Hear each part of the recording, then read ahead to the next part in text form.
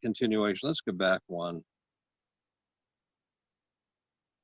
Okay, just to refresh, Anderson power poles are considered the standard now.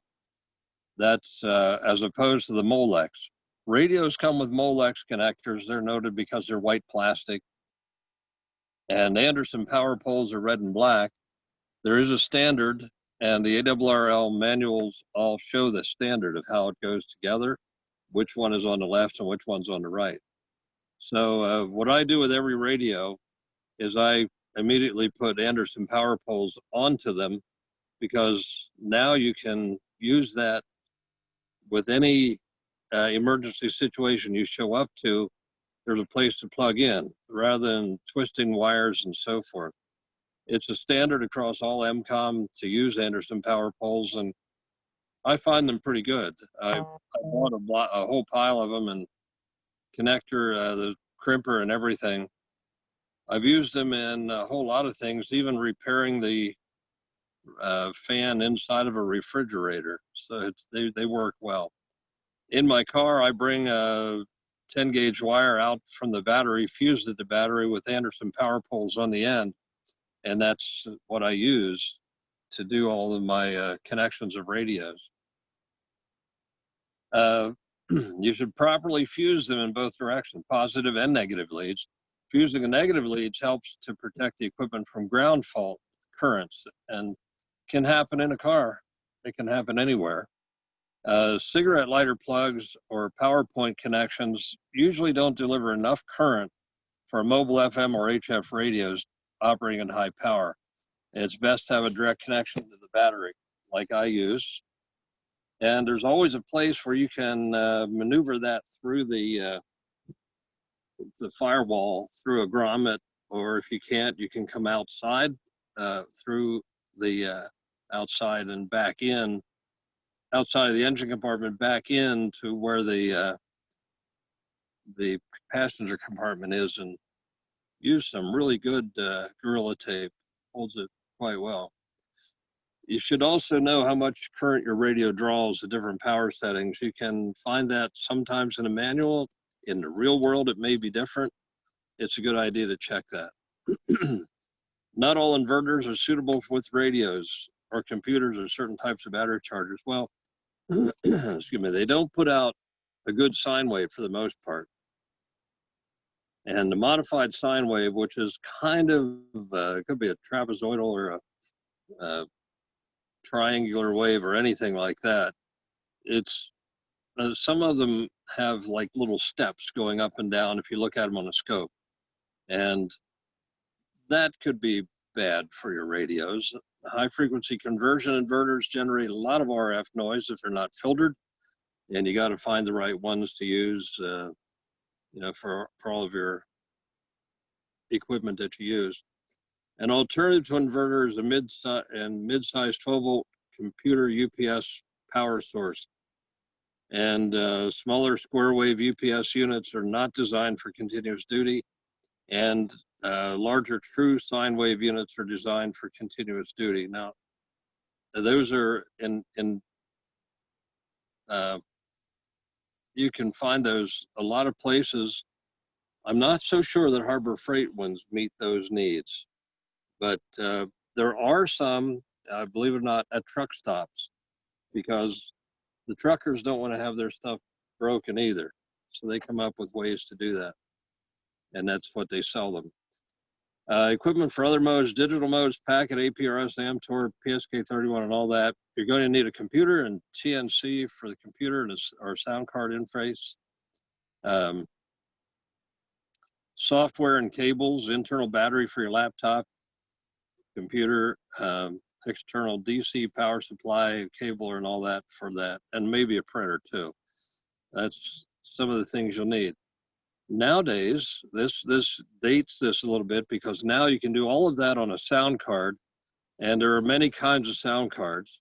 Tom Shingara over there at the 2-1 repeater has explained to everybody that you can use a $15 sound card that you get on Amazon.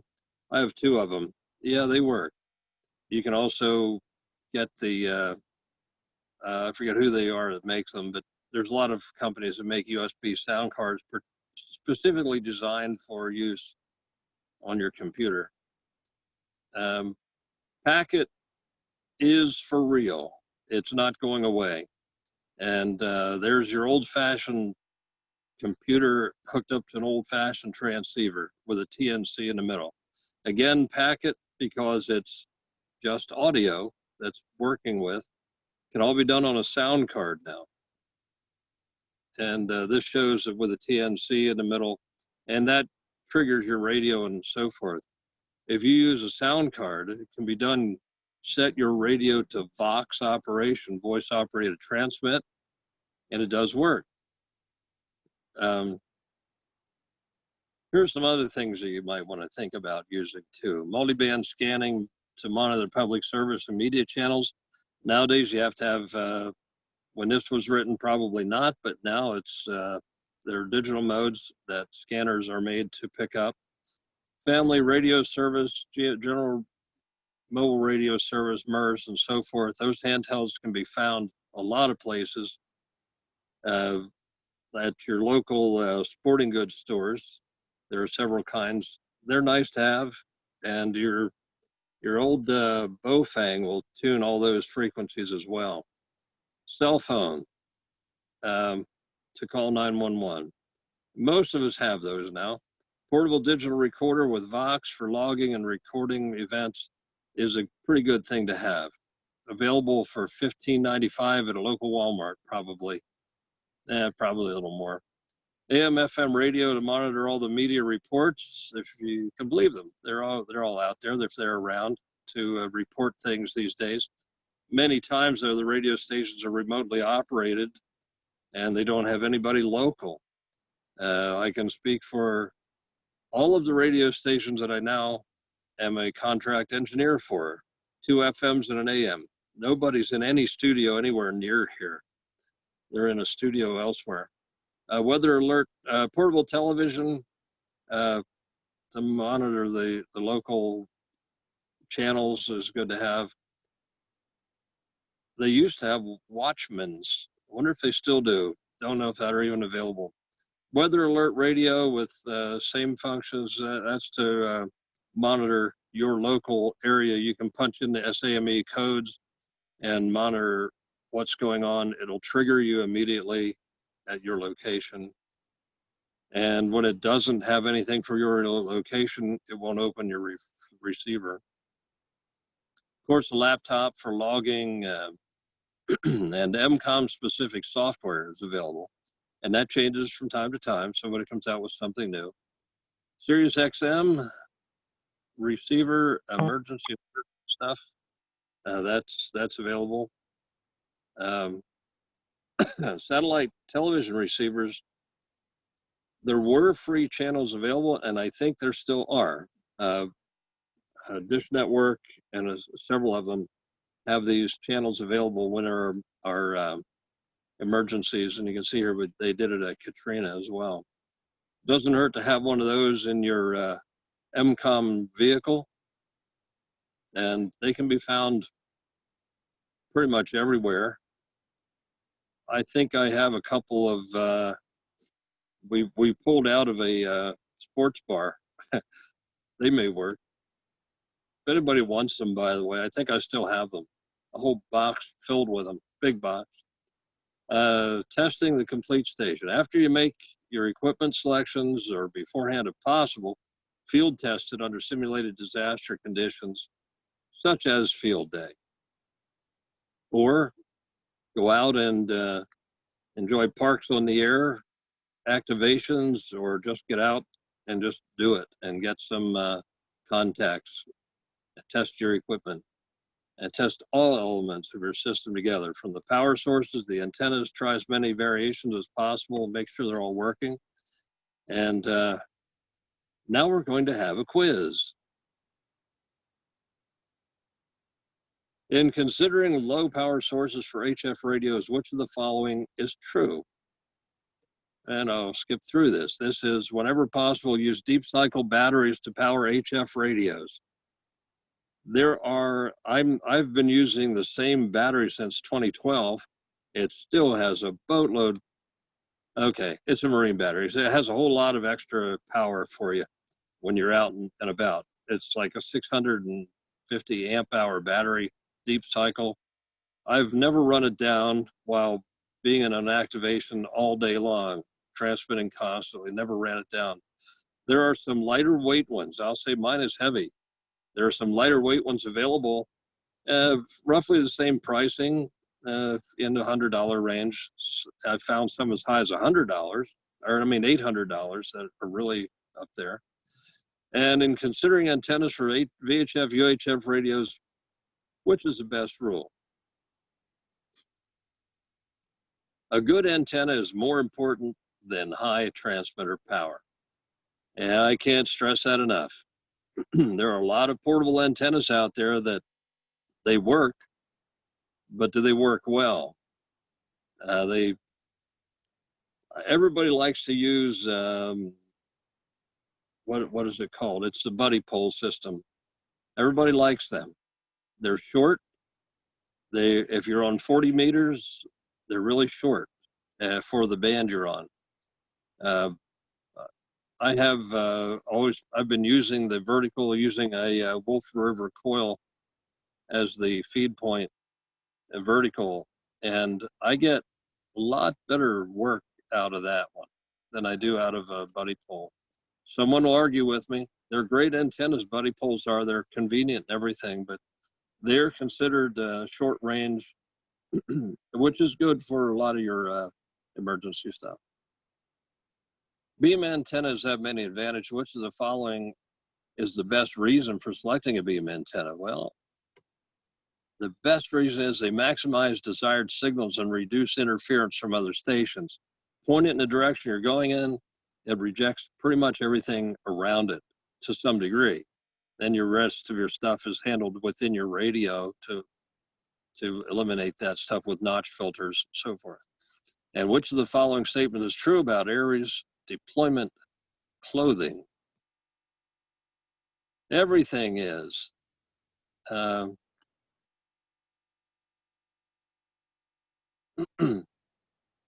They give them like 3 years to wear out and replace older clothing. Standards increase recognition of acceptance of ARES units. You got to have some of this equipment, this clothing. I have ARES yellow. I guess they're yellow. I don't know. They tell me they are. They're vest with reflective tapes on them and all that. You hang on to them, get them. They say if you get them from the ARRL, they say amateur radio on them as well. In comparing the 30 amp Anderson power pole connector to the 10 amp Molex connector, which of the following is true? Anderson is capable of being plugged in and unplugged a greater number of times without deterioration. That's very important. The design of it is very nice.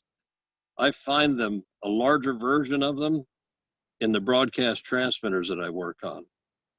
Hey, Pee-wee, you know what time it is? Okay. Yep, it's right on time. Now, any questions from anybody before we go on to the next one? Nobody's awake anymore. Let's see. I'm going to topic 19. Yeah, I wanted to point out that you don't even need a hardware TNC anymore. You can run a software TNC to run packet. And that's what I've been using, a software TNC called Sound Modem. That's a good point to bring up.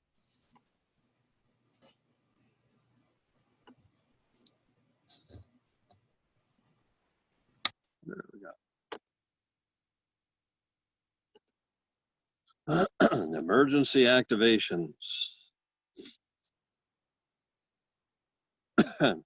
How are you going to know when there is an activation? Well, the actual method that we use, that for which MCOM volunteers are notified our activation, could be determined locally. We have a couple of different ways we do it here. You must be registered with local MCOM group in advance in order to be on their notification list. We have text, we have an email list, and so forth. There are some other lists that are available to us that have come and gone, and I have to find out where they are, because we had some where they would well, ring your phone or send you a text message. You could do group messaging and so forth. But with our group, we already know who all's here. And when it's activated, we can send text messages if you've listed your phone number with us. Last minute volunteers are extremely difficult to integrate into an already confusing emergency response. In other words, people who say, I have a radio, I know what I'm doing, I don't need to take no stinking classes. Well, they're the ones that are the most difficult to get into the swing of everything. And why don't they want to take classes? Because they already know everything, right? Probably. Every MCOM group should have developed a formal written plan that is at its served agency to activate their members when needed. Should be developed in detail and reduced to a simple checklist that both served agency officials and MCOM managers can keep nearby at all times. At Dauphin County Dispatch, they have me listed and my contact information, and then it's up to me to get everybody else. I'm going to be adding some people to that list as well when we get to that point. Contains circumstances under which the MCOM activation might occur, who will call whom, and the various methods that can be used to contact them. Lists the actual phone numbers and other information. Now this stuff has to be, this is our plan, because they contact me, then we call you. Something to keep in mind, because you're trained, it's not that you can just show up at a scene and start saying, okay, what do you need? Chances are they've got it covered. When it's really in a situation they need us, there's a whole lot going on. That's when they let us know, not your typical local emergencies. 3 or more members serve as activation liaisons to the served agency, and one of these is called first. It's me. And why 3 or more? You never rely on a single point of contact, because you never know when the point of contact may be out playing loud music somewhere. So the most reliable primary method is commercial radio paging or beepers, but we don't have them anymore. So that's called text messaging now. And I know that some of you, I know a lot of people don't leave their cell phones on all the time, or they ignore their pages or text messages, but that's how we get you anyway. No one method should be relied on, since emergency conditions may render it useless. And that can happen. As cell phones, voices won't go through, text messages usually do. However, in saying that, I know of some times when text messages take a few days to get to you. So you got to have a couple of ways. A telephone tree, the liaison calls 2 members, each of whom call 2 other members, and so on until the entire group's been notified. In the past, we've used that. It works great. If any one person cannot be reached, the person calling must then call the numbers or the members that person would have called, and they would have reached. The telephone tree is something we work out, and Bob, I think we need to do that, because we need to get everybody's phone number to put into it. So we should send out a message to get everybody's phone numbers and all that. Text messaging, it may get through. You don't never know. Paging part, I don't know of anybody, honestly, who carries a pager anymore. So we can skip that part. The only people that carry them I know of are firemen, and that's a whole different thing. CTCSS squelch, that's some of the repeaters work with that, some retransmit it, and that's one way. You leave your, if you don't want to hear the chatter of a repeater, you can leave it set on the squelch at its silenced until it hears the code, and then it connects when it hears the correct CTCSS tone, or as we like to call it, the PL tone, and then it'll activate the transmission. Email, that used to be a good backup. Now email's nothing but spams. Most people don't look at their emails anymore either. Self-activation, begin monitoring, prepare for deployment, follow the plan, and that's really what you end up doing for the most part. Now that you've been notified, now what? Well, the next thing you got to look at is the steps you take. The activation plans tells you what to do. First step should be to check in on a specific frequency or repeater.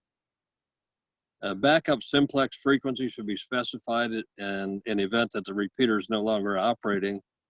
And incidentally, 147.075 stopped working yesterday. And I'd been busy all day, haven't checked to see if it's back up, but at times that happens. Could be either, when a repeater goes, it could be a control link, or it could be the repeater itself and has to be checked. Specific assignment, that's why you need simplex stuff set up, and we need to see how well simplex works long before we need it. Specific assignments, making contacts with the served agency, which that's my job to do that. And it's kind of funny, these guys that are the ones that I have to contact, I run into them all the time. They live locally to me. And going directly to a specific location, such as an EOC, and making certain preparations are specific assignments. They don't want you showing up at the EOC in Dauphin County unless you've been called in. There's a whole lot of safety protocols in place. If a member is pre-assigned to act as a net control station for the activation net, that person should take over the task as soon as possible to free up the liaison to go to work with the served agency and take on any other actions. Some groups simply have the first person signing in act as a temporary NCS until an assigned NCS checks in. I like that idea, and it works well all around. And you'll hear that on Skywarn too. First person that checks in or has a chance to, say, becomes the net control until anyone else can show up. It's important to have more than one person assigned to take on the NCS duties in the event that anyone is unavailable. Very important. Now you're on your way. So you check in and continue to monitor the activation. You're on your way to the emergency, and you check for further information and instructions. Fill your vehicle with fuel and pick up any supplies you need, including batteries, alkaline batteries for radios, lights, food, water, and other supplies in your checklist. Contact your spouse, children, and other family members. Let them know what's happening and where you will be. They kind of like to know that stuff. And give them any instructions they will need to be safe. Tell them when you will next try to contact them and how to contact you if necessary. And sometimes these good emergencies that happen, the big ones, you don't want them being sitting there thinking, oh my gosh, what happened? Knowing that everyone is okay can let you do your job without needless worry. And of course, the same is true for them. Any questions before we go on for anybody, or any comments? Okay. When a telephone tree is activated, what should be done when a caller cannot be reached? Well, that's the answer is simple. It's right there on top. Call for those assigned to the person that they can't reach. What's an MCOM activation liaison for as a served agency? A phone answering machine service? No. It's a member of the MCOM group who is alerted first by the agency. That's your liaison. Regarding MCOM alert systems, which of the following is true? It's best not to rely exclusively on any single alert system because there are failures all around during real emergencies for various reasons. Which of the following is true of an email of alert system? It's true of email as an alerting system. Email is best used as a backup because chances are they're not going to get it in any timely manner. Which is true about NCS. The NCS, well, the net control station is so important that several members should be trained to take on the duties until the assigned NCS checks in. And of course, we've been working with people to be net control operators. Any questions before we move on to the next? Or any comments?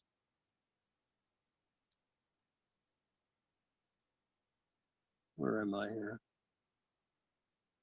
Oh. The mouse pad on this thing is bad. It moves around.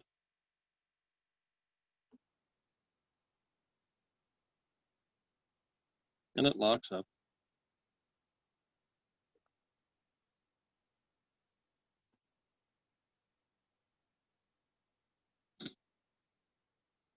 All right.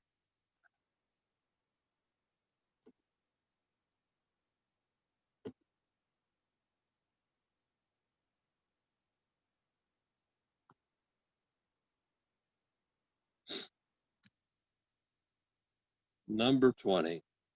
What are we doing on time? Okay.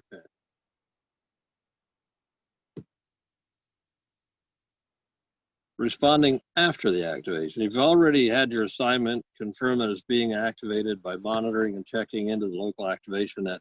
If you do not have a standing assignment, you should check into the activation net to make yourself available for any assignment that might come up. Don't just sit back and say, well, you know, he didn't assign me anywhere, and maybe he didn't know you were there. So that's what you need to do. You need to check in. I'm available. Where do you need me? You may be asked to proceed to a staging or volunteer intake area and wait for an assignment. Staging areas are they're all the time. That's you use them, and the mouse pad's acting up. Okay, the emergency who's the emergency coordinator or other MCOM manager appoints one member to the MCOM group to take a leadership role as a station manager. And he has full responsibility for all operations at that site. Keep in mind, when you accept a position as an MCOM volunteer, you do so knowing that you will often be needed to follow directions of another person. You don't commit it with an arrogant attitude. You're following directions of somebody. Cooperation and good teamwork are key elements that result in an efficient and effective MCOM operation. Can't be stressed enough. Expect to work with others. Expect that there are times when you are the follower, not the leader. Expect that other times that you may be the leader. And the more experience you get with it, the more of the leadership role you can take. When you arrive at the site, identify yourself and explain that you've been assigned to set up a communication station for that location and who sent you. Inform them that you would like to set up your equipment, get on the air, ask if another communicator has already arrived, and ask if they have preference for the station's location, and then explain your needs. If you are the first communicator to arrive, be prepared to suggest an appropriate location. And they don't know what your needs are. You do. So you can, one that can serve both as an operating and message desk, as a feed line, access to a suitable antenna location, access to power and telephone, and is just isolated enough from the command center to avoid disturbing one another. You'll find that in a lot of these, it's noisy. And if you're there with the command people and you're trying to talk and they're trying to talk, it becomes a communication nightmare on your end. Ask if there are any hazards or considerations in the immediate area that you should be aware of or give you cause to relocate later. Above all, be a good guest. You'll be occupying a space that is normally used by someone else for another purpose. Respect and protect their belongings and equipment in every way possible. Do not use their office supplies or equipment or enter desk drawers or other storage areas without specific permission from a representative of the building's owners. Would you want somebody coming in and rooting through your stuff? No, you wouldn't. That's just a courtesy you have. And why is this stuff in here? Because somebody messed up. That's why it's all in here. You got to keep that in mind. When installing antennas, equipment, and cables, take care not to damage anything. You don't want them saying, wow, those hams were here, but oh my, did they ever leave a mess when they left? If damage is caused for any reason, make a note of it in your log and report it to the appropriate person as soon as possible. In our initial setup and information gathering, first priority is set up a basic station to establish contact with the net. Set up, test the antenna for proper SWR, and then check into the net.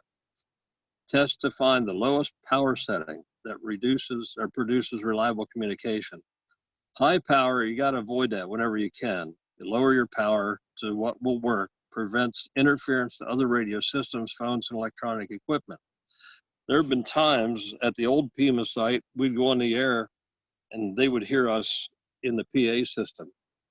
Just an example, but that can happen. And I'm thinking that's probably why their transmitters are all at a remote location now, so they kind of avoid that. But that's something to always consider. And some of you may have experienced this in your own home. You just go to transmit and you're interfering with the computer in the next room and you're coming out the speakers. It can happen anywhere. Information setup and information gathering continued here. Check for working phones, faxes, internet, and other means of communication. You may need them.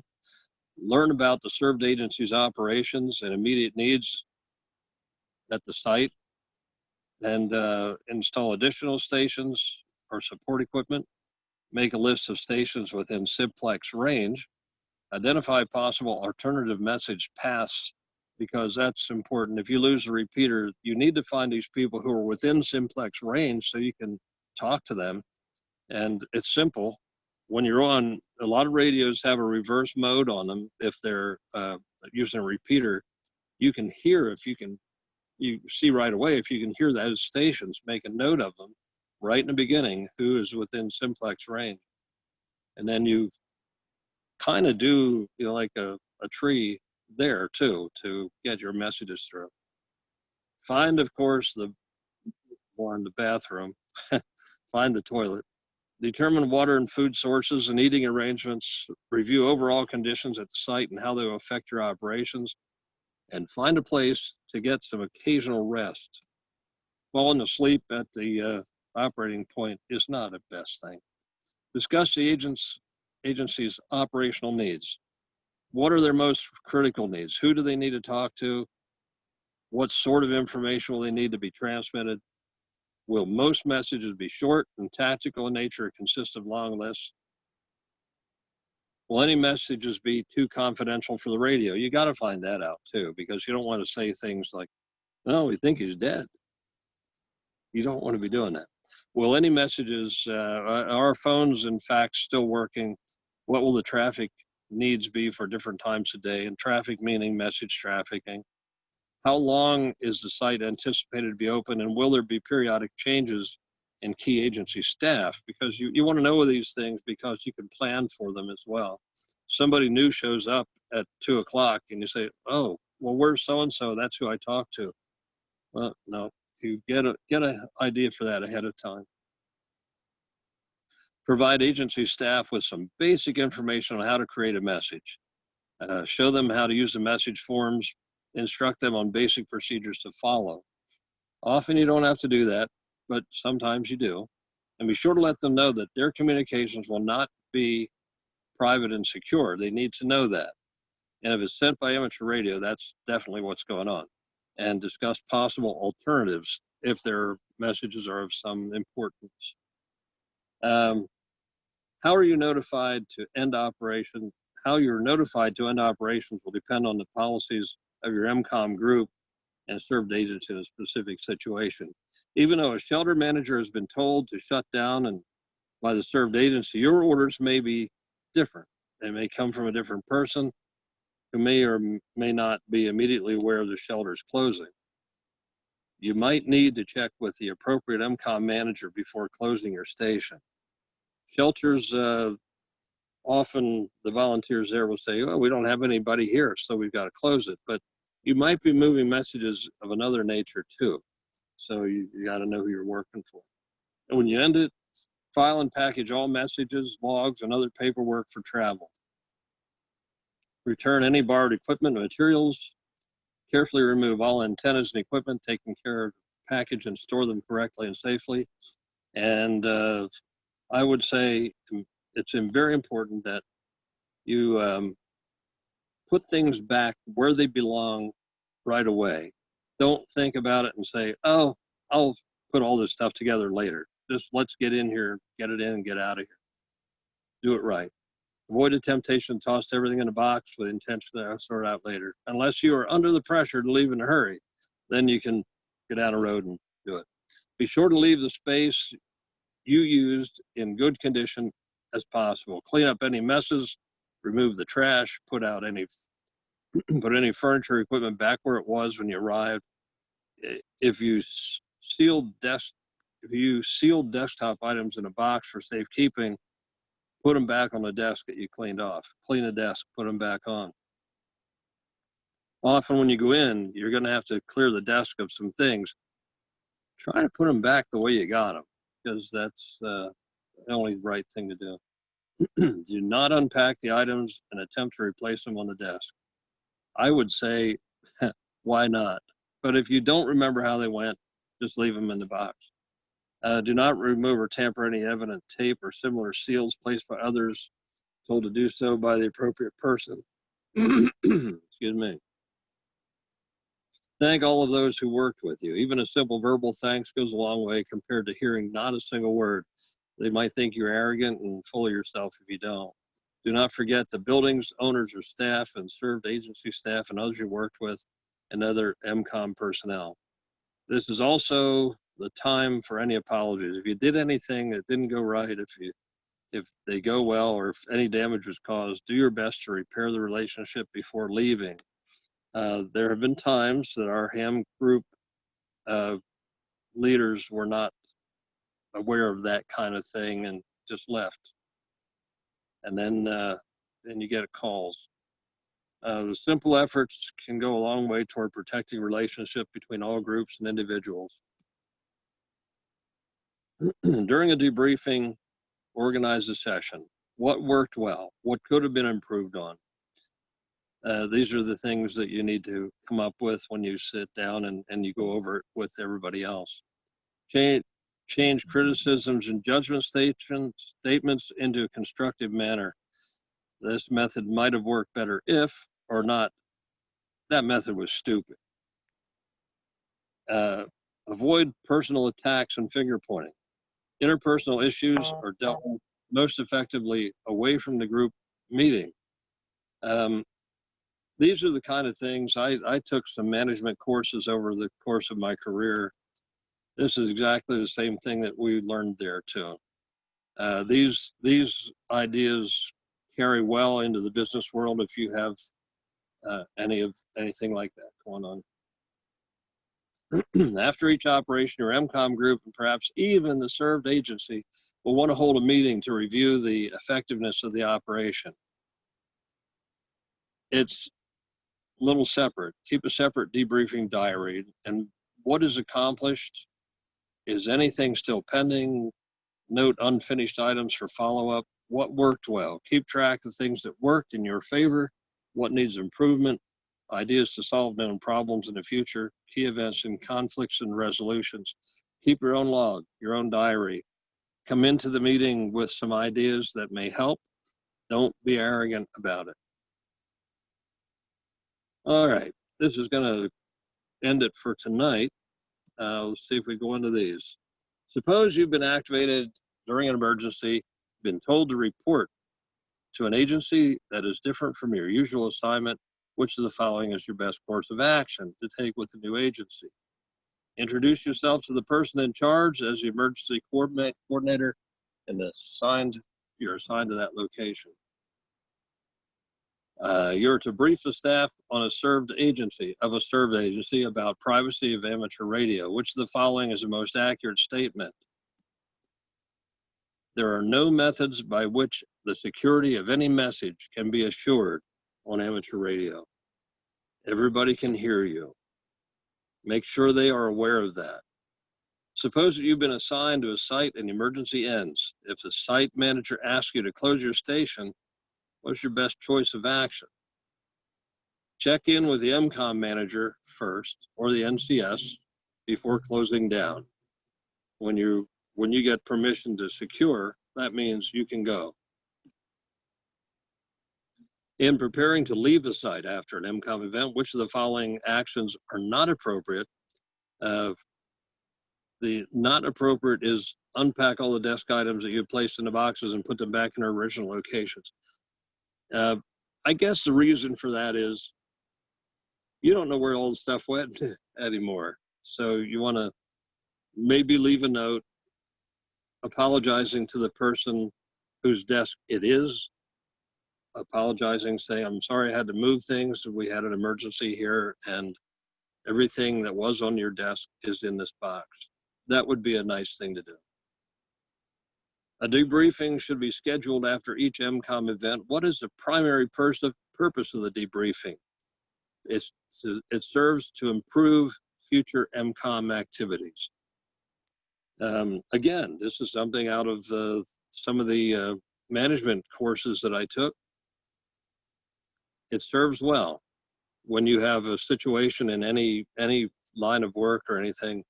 Find the answers that can improve it. I used to tell my employees, and then still do, don't come to me with a problem. Come to me with a solution to the problem. Then let's talk about how to avoid that problem. And it works a lot better. Include them in the part of the whole session of coming up with ideas. So that's where we end it tonight.